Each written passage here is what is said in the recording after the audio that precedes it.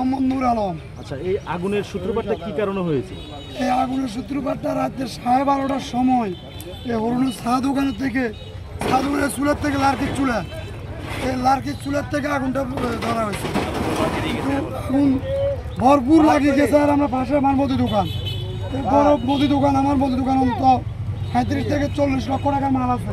আপনাদের সরলিপি থেকে 35 থেকে 40 লক্ষ টাকা আমার মাল আছে দোকানে।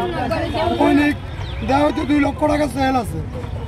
এই দোকানে গত রাতে 8টার সময় এক গায়ে মাল ঢুকছে এবং রাত্রে 12:30 সোয়া 12টার সময় এই চুলের থেকে আগুনটা লাগা হয়েছে।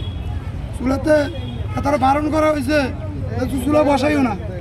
গত রোজা 19-এর সময় একবারে এই দোকান থেকে চুলের থেকে আগুন লাগা হয়েছে।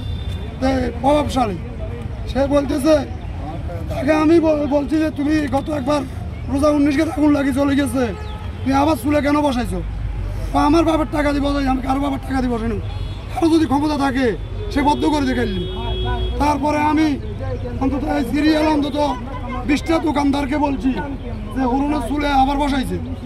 হরুনে ক্ষমতা থাকলে বদ্ধ করতো। আমার আজ থেকে আমি অন্তত 10-12 দিন আগ থেকে এটা নিয়ে তাড়াতাড়ি করতেছি, বলতেছি গতকালকে রাত 12:30টার সময় টাইম তো আর কোথাও টাইম তো চাই না, 12:40 টাইম তো চাই না। এই টাইমের ভিতরে মানে আগুনটা দোকান থেকে সূত্রপাত হয়েছে। আপনার কি দোকান ছিল? আমার মুদি দোকান। মুদি দোকান আমি খুচরা পাইকারি মাল বিক্রি করা হয়। গত রমজানও আমার 35 থেকে 40 লাখ টাকার মাল চলে গেছে। এবারও এত টাকার মাল চলে গেছে, 35 থেকে 40 লাখ। সততা স্টোর মুদি দোকান, সততা ভ্যারাইটিস স্টোর। আপনার নাম? আমার নাম হচ্ছে নূর আলম। ধন্যবাদ। ডাক নাম সদাগর। দর্শক, হাত ছাড়ে দিন। আপনার কি দোকান? মুদি দোকান। আপনার দোকানে কত টাকার মাল ক্ষয়ক্ষতি হয়েছে যদি একটু জানাতেন? 7-8 লাখ টাকার মাল ক্ষয়ক্ষতি। 7-8 লাখ টাকার মাল কিছু বাইর করতে পারছেন? কিছু বাইর করতে পারি। সব জ্বলে পুড়ে ছাই। আচ্ছা, আপনাদের অভিযোগটা কি বা আগুনের সূত্রপাতটা কিভাবে হয়েছে? বিদ্যুৎ সার্কিট থেকে হয়েছে নাকি সকলে যে কিছুক্ষণ আগে যে অভিযোগ করেছেন যে সদাগর তিনি অভিযোগ করেছেন যে পুরনের হোটেলের থেকে যে চুলা থেকে আগুনটা সূত্রপাত হয়েছে। এখন আপনার মতামতটা কি বা আপনি কতটুকু নিশ্চিত যে আগুনটা ওখান থেকে সূত্রপাত হয়েছে?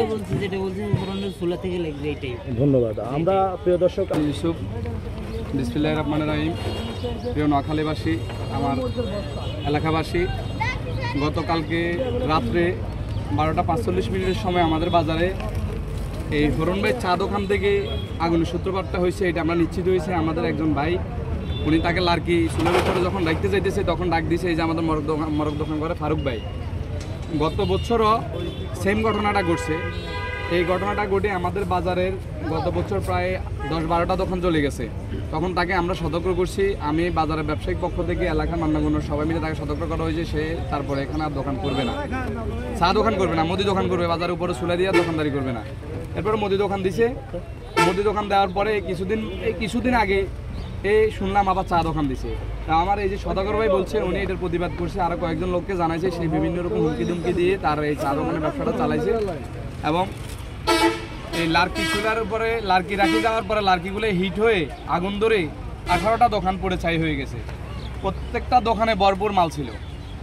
এবং আমরা এই বাজারের পূর্ব সাইড, পশ্চিম সাইড, দক্ষিণ রোড থেকে একদম পশ্চিম মাথা পর্যন্ত যারা ছিল এই 18টা দোকান পড়ে গেছে। এর পাশাপাশি যেই দোকানগুলো ছিল সবাই ক্ষতিগ্রস্ত। প্রত্যেকটা দোকানের মাল বের করে রাস্তার পাশে আগুনের যে লিলিয়ান ছিল এটা দেখে এলাকার মানুষ পাগল হয়ে গেছে। মানুষ যে যার মতো যার যতটুকু সাধ্য আছে সাধ্য মতে সবগুলা মাল রাস্তার বাইরে বেলে দিয়েছে বের করে শুধু রক্ষা করার জন্য। এই ক্ষেত্রে পুড়ে যারা প্রায় 18টা পরিবার একেবারে ধ্বংস হয়ে গেছে। পাশাপাশি আমরা যারা ছিলাম সবাই ক্ষতিগ্রস্ত হয়েছে। আচ্ছা, আপনি কি আমাকে একটু নিশ্চিত করবেন যে এখানে শাড়ি দোকান কয়টা ছিল আর যে মুদি দোকান কয়টা ছিল এখানে? হ্যাঁ, আমি নিশ্চিত করি। এখানে আমাদের প্রথম যে মুদি দোকানটা, আমার এই পশ্চিম সাইড থেকে হক সাহেব ভাই একটা মুদি দোকান, দুলাল ব্যাপারে একটা মুদি দোকান 2টা, আমাদের সদাগর ভাইয়ের একটা মুদি দোকান 3টা, তারপরে আজাদ ভাইয়ের একটা মুদি দোকান 4টা, খলিল ভাইয়ের একটা মুদি দোকান 5টা। এটা ছিল একবারে মুদি দোকান পরিপূর্ণ মালে পরিপূর্ণ ছিল। ঈদের মার্কেট, ঈদের সময় সেমাই চিনি থেকে শুরু করে যা প্রয়োজন আর কি ঈদের দোকানদারি করার জন্য সম্পূর্ণ পরিপূর্ণ ছিল। এরপরে কাপড় দোকান ছিল, আমাদের বেলাল ভাইয়ের একটা কাপড় দোকান ছিল, ওনার দোকানে ভরপুর মাল ছিল। আর আরেকটা কাপড় দোকান ছিল আমাদের শাহজাহান ভাই, ওনার দোকানে অনেক বড় দোকান, সততা স্টোর, অনেক কাপড় চোপড় ছিল। গত বছরও এই দোকানদারগুলো একদম পুরো ছাই হয়ে গেছে, নিঃস্ব হয়ে গেছে। এবারেও তাদের এই সেম ঘটনা ঘটছে। তা আমি আসলে আপনি এখানে আসছেন, আমি কি বলুম, আমি ব্যক্তিগতভাবে মর্মাহত। আমার দোকানে সব মাল বের করে ফেলছে, দোকান ভাঙি চুরি করে, ওই যে আগুন যেন না যায় এই কারণে একটা সাইড ভাঙি ফেলার চেষ্টা করছে, সব মাল বের করে ফেলছে। এভাবে আমি নয়, প্রত্যেকটা দোকানদার ক্ষতিগ্রস্ত। এখন আমি যেটা বলতে চাই যে হরণ ভাইয়ের এই হরণ ভাইকে প্রতিবাদ, এলাকার মানুষ প্রতিবাদ, ব্যবসায়িক প্রতিবাদ করার পরও হরণ ভাইয়ের যে অপকর্মের কারণে আজকে আমার ব্যবসায়িকরা নিঃস্ব হয়ে গেছে, এটার আমি একটা বিচার দাবি করতেছি, একটা সুস্থ বিচার দাবি করতেছি। এবং এই ব্যবসায়িক যারা ক্ষতিগ্রস্ত হয়েছে, আমি তার পক্ষ থেকে, তার কাছ থেকে তাদের ক্ষতিপূরণ দাবি করতেছি। ক্ষতিপূরণ হয়তো সবাই অনুভব করেন বা বলতে পারেন যে এটা আল্লাহর হুকুম হয়েছে, হ্যাঁ আমরা মানি আল্লাহর হুকুম হয়েছে, কিন্তু সে যে ঘটনাগুলো ঘটেছে সম্পূর্ণ পরিকল্পিত, তাকে এতবার নিষেধ করা হয়েছে। তারপরও তার দোকান থেকে 3 বার আগুন লেগেছে, 2 বার পুরো ছাই হয়ে গেছে, আরেকবার আমার এই দোকানে সদাগর ভাই দোকান আমরা টানি খিচড়ি রাস্তার উপর মাল বের করছি, তাও তার দোকান থেকে 3 বার, এই 2 বছরের ভিতর 3 বার তার দোকান থেকে আগুনের সূত্রপাত হয়েছে। তা আমি হরণ ভাই যেভাবে তার পক্ষে দাঁড়াক, আমি এটার শক্ত প্রতিবাদ করব। এর মতো দোকানদার এই বাজারে যেন আর দোকানদারি তো করা দূরের কথা, এটা করতে পারবে না। পাশাপাশি এদের মতো অসাধু বাজারে ব্যবসা করলে আমরা যারা আছি ব্যবসায়িক, আমরা সবাই ফকিরের কাতারে দাঁড়াইতে হইব, ভিক্ষের কাতারে দাঁড়াইতে হইব। আমার এই যে আজাদ ভাই, এরা এই সদাগর ভাই ঋণ করি গত বছর অনেক জায়গায়, আপনারা তো জানেন, সবাই জানেন, এখানে সবাই অভিজ্ঞতা আছেন আজাদ ভাই সম্বন্ধে, আপনারা সবাই জানেন। আমরা টাকা খুঁজছি, আমি নিজে সরকার খুঁজি বিচারে এলাকার বড় ভাই ছোট ভাই সবাই থেকে যেটুকু সম্ভব কিছু টাকা অর্থ দিয়ে তাকে দোকানদারিটা উঠে দিচ্ছে। আজকে যে সে দাঁড়াইবো 10টা টাকা দিব সেরকম অবস্থা নাই। আমার অনেক নেতা খাতা আসছেন, নোয়াখালী আমার জেলা নেতারা আসছে গত বছর, আমার মেজর মোহন সাহেব আসছে, অনেক বিত্তবানরা আসছে, অনেক সহযোগিতা করার আশ্বাস দিছে। কেউ কোনো রকম সহযোগিতা করে নাই, 2-1 এলাকার বড় ভাই বা এলাকার মান্যগণ্য লোক ছাড়া, আমরা ছাড়া তেমন কোনো সহযোগিতা অনেকে আশ্বাস দিচ্ছে, কেউই করে নাই।